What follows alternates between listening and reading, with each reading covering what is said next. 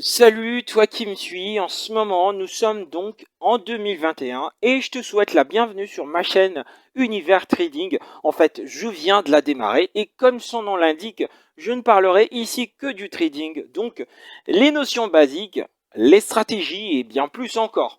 Autant préciser qu'on ne rentrera pas vraiment en profondeur sur la bourse, mais on sera beaucoup plus dans le trading. Par conséquent, nous allons apprendre à gagner de l'argent. Bien sûr qu'on ne va pas se casser la gueule à apprendre le trading juste pour le simple plaisir. Je m'appelle Peter Fabrice Kaya et je suis trader particulier et c'est d'ailleurs ça qui me motive. Donc le fait de vouloir partager mon expérience avec tous les intéressés du trading. Et du coup, si tu es nouveau et que tu aspires démarrer en trading, je t'invite donc à t'abonner à ma chaîne et surtout à activer la cloche de notification pour ne pas rater toutes mes prochaines publications. Alors, d'entrée de jeu, c'est quoi le trading? Pour faire simple, le trading, c'est l'action d'acheter et vendre des titres respectivement sur leur marché financier. Et c'est donc pour ça qu'on va parler de la spéculation, l'activité consistant à tirer profit par anticipation de l'évolution à court, moyen ou long terme du niveau général des prix ou d'un prix particulier en vue d'en retirer une plus-value ou un bénéfice. Donner un exemple, vous achetez une maison dans un quartier pourri à seulement quelques milliers de dollars parce que derrière, vous savez de sources sûres qu'un grand projet gouvernemental viendra potentiellement mettre le coin en valeur, ce qui vous permettra de faire un gros gain en la revendant après ce moment-là. Voilà. Alors, déjà, dans le contexte actuel, tout le monde peut être trader parce qu'aujourd'hui, les brokers ont facilité les choses. L'on peut désormais trader depuis son PC ou même son portable. Il suffit juste de créer un compte gratuitement chez n'importe quel broker régulé, bien sûr, pour éviter les arnaques. Ben, parce que les arnaques, il y en a partout.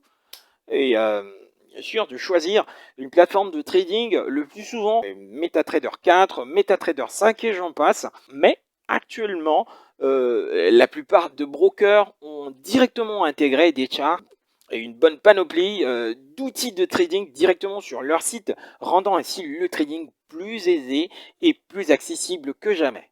Voilà. Alors, pour l'instant, c'est une formation gratuite en trading qu'on se mange là. Ben, pour débuter, sachez que vous aurez toujours besoin d'un graphique représentant l'évolution des cours de votre paire d'actifs que vous aurez choisi, bien sûr. Une paire, oui, une paire. Donc, il y aura toujours une paire pour chaque graphique qui s'affichera devant vous. Ben, parce que le trading, c'est un commerce où l'on passe des ordres d'achat et de vente d'une valeur contre une autre.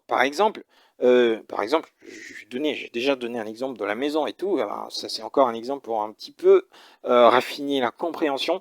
J'ai des euros et je remarque que sur le marché d'échange, ils sont en train de perdre de la valeur face au dollar. Du coup, je me résous de les vendre contre des dollars pour ne pas subir cette baisse-là. Et le plus astucieux dans tout ça, c'est que lorsque les euros reprendront de la valeur, ben, je revendrai cette fois-là mes dollars contre des euros, ce qui naturellement me rapporterait une certaine marge de bénéfice considérant mon capital du départ. Alors, le graphique pourrait être affiché de plusieurs manières, mais nous utiliserons les chandeliers japonais ou encore les bougies parce que ce sont les plus utilisés par les traders. Déjà, c'est quoi le chandelier japonais ou les bougies? Bah, ce sont des tracés qui ressemblent beaucoup à des bougies réelles avec des corps et des mèches. Alors, chacune de ces bougies représente juste le comportement volatile du prix de l'actif. Donc, au cours d'un temps T, une unité de temps donnée que tu pourras d'ailleurs changer dans les réglages. Là, on parle vraiment de time frame, donc vous aurez, ça vous reviendra très souvent, vous m'entendrez parler de time frame. C'est l'unité de temps qu'on donne à chaque bougie, par exemple, par rapport au réglage. Voilà. Alors, quand c'est réglé à 1 minute, par exemple, donc, une bougie va représenter 1 minute. Donc, donner les informations de tout ce qui s'est passé avec le prix pendant 1 minute. Et ce sera pareil lorsque vous allez régler à 5 minutes, 1 heure du temps, 4 heures, une journée, une semaine, un mois ou même une année. Voilà. Ce qu'il faut savoir, c'est que les bougies seront toujours vertes et quelquefois blanches quand il s'agira d'une hausse et rouge ou noir quand il s'agira d'une baisse. Alors, vert, rouge, noir, blanche, etc.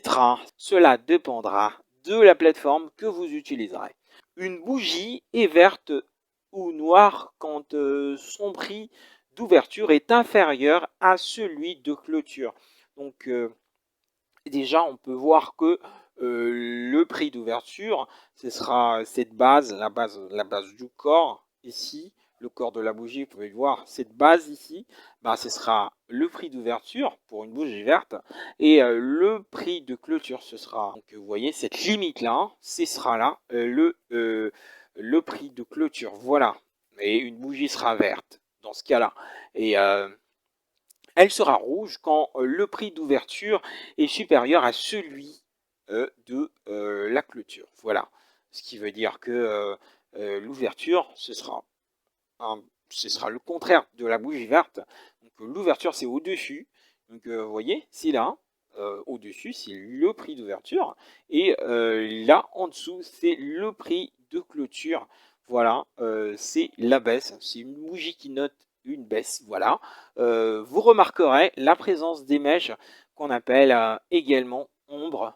Elles apparaissent de part et d'autre du corps de la bougie. Elles marquent le plus haut et le plus bas qu'aura touché le prix durant la période ou l'unité de temps représentée par cette dernière.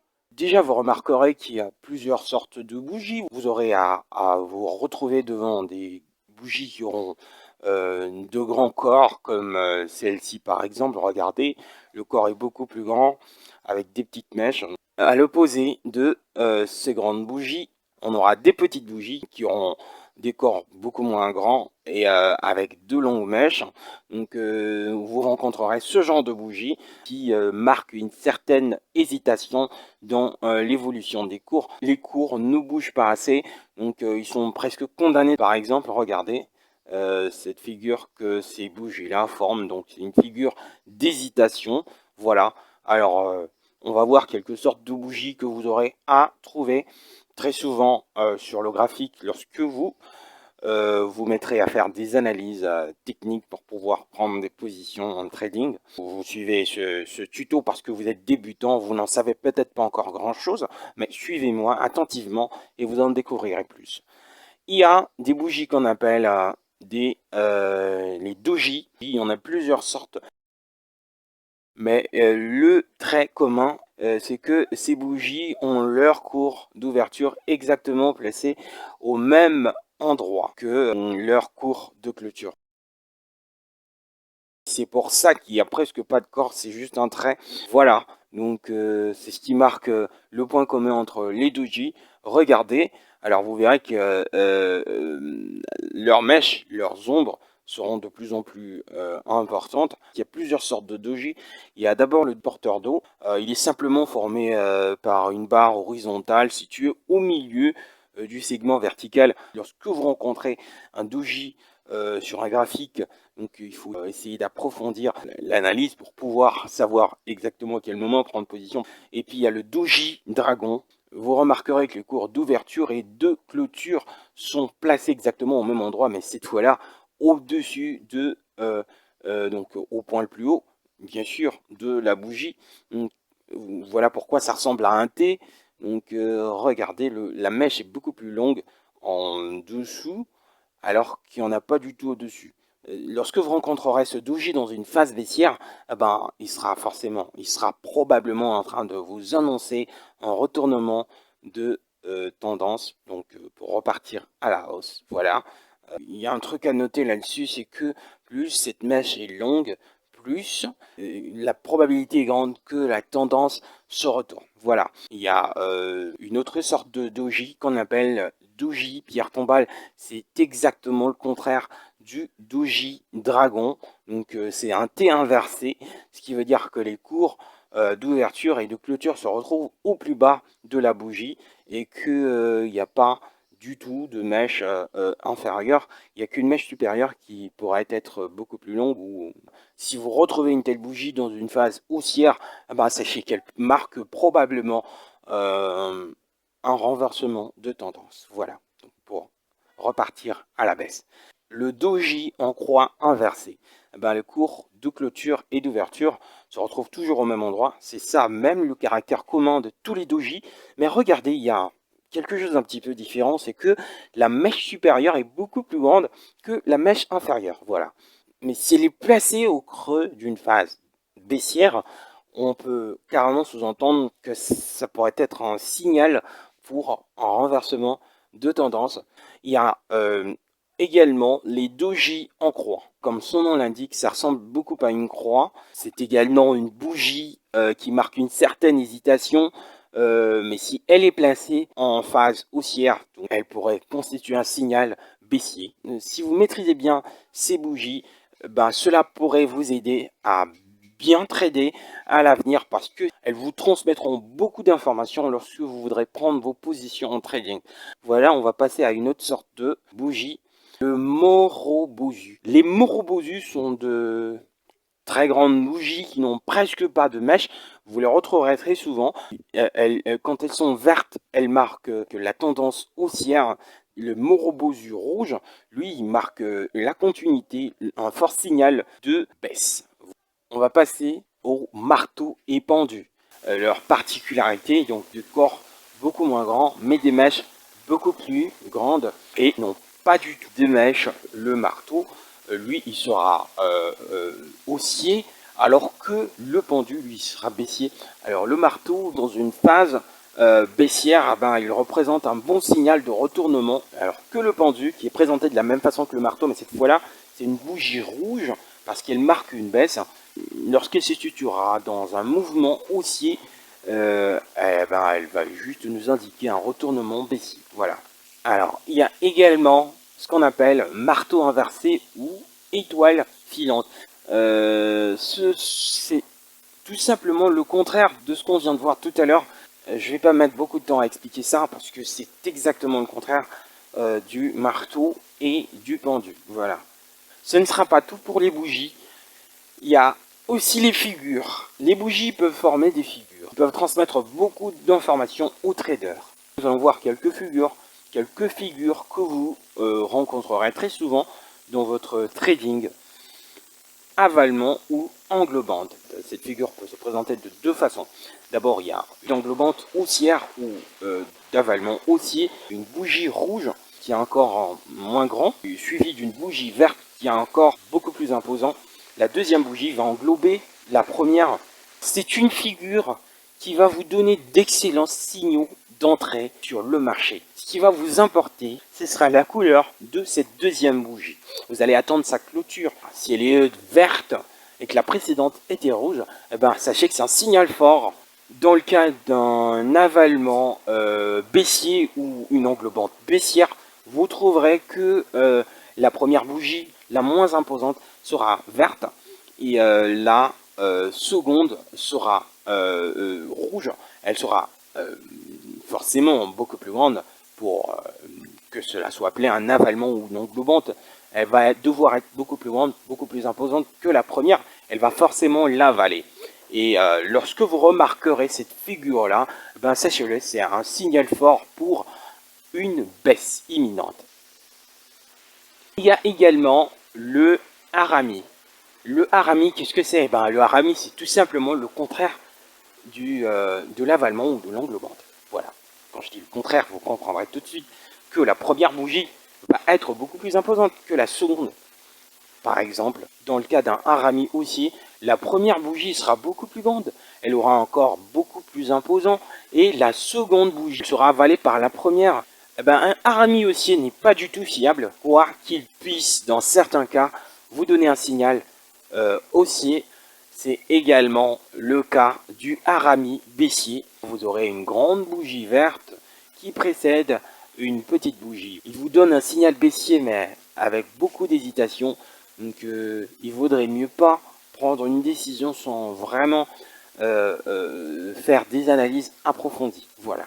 Il y a également des figures à 3 bougies. Il y a d'abord l'étoile du soir. C'est une succession de 3 bougies. Si vous la retrouvez dans une tendance haussière, eh ben, elle pourrait tout simplement vouloir annoncer un retournement de situation. Pourquoi? Regardez, la première bougie, elle est verte. Et cette bougie qui se retrouve au-dessus, sa couleur importe peu. Elle pourrait être rouge ou verte, ça nous importe peu.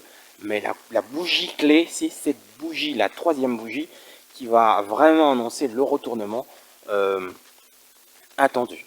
Voilà. Et si elle est rouge, eh ben, elle confirmera la figure. Donc l'étoile du soir qui va probablement nous donner un signal baissier. Si bien sûr on était déjà dans une tendance haussière. Il y a également l'étoile du matin. Eh ben, l'étoile du matin, c'est tout le contraire de l'étoile du soir. L'étoile du matin, si elle est placée dans une tendance baissière, eh ben, qu'est-ce qu'elle va vous annoncer? Il faut tenir compte des couleurs des bougies. Cette bougie-là, la première bougie sera rouge. Celle du creux ici, celle du creux, sa couleur importe peu. Rouge ou verte, eh ben, ça ne change rien. Mais ce qui va nous importer plus, c'est cette bougie ici, la troisième bougie.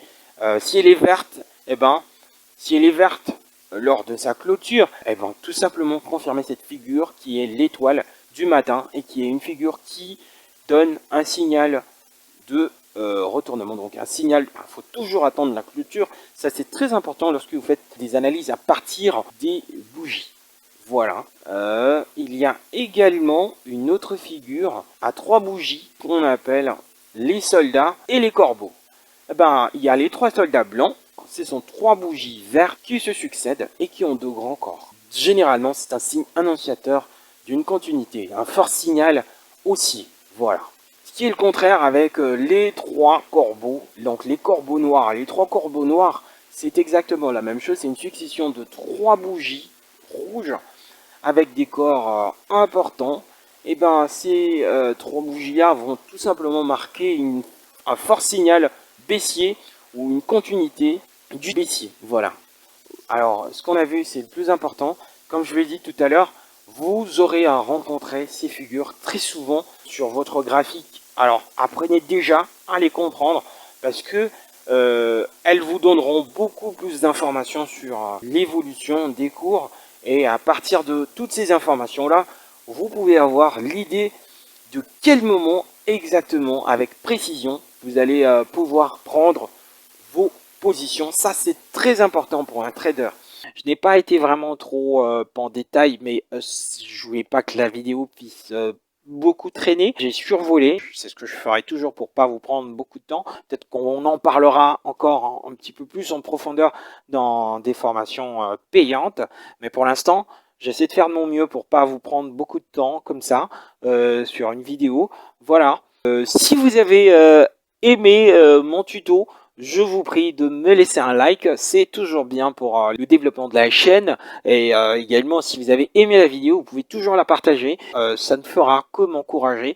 Et pour la suite, on se retrouve au prochain numéro.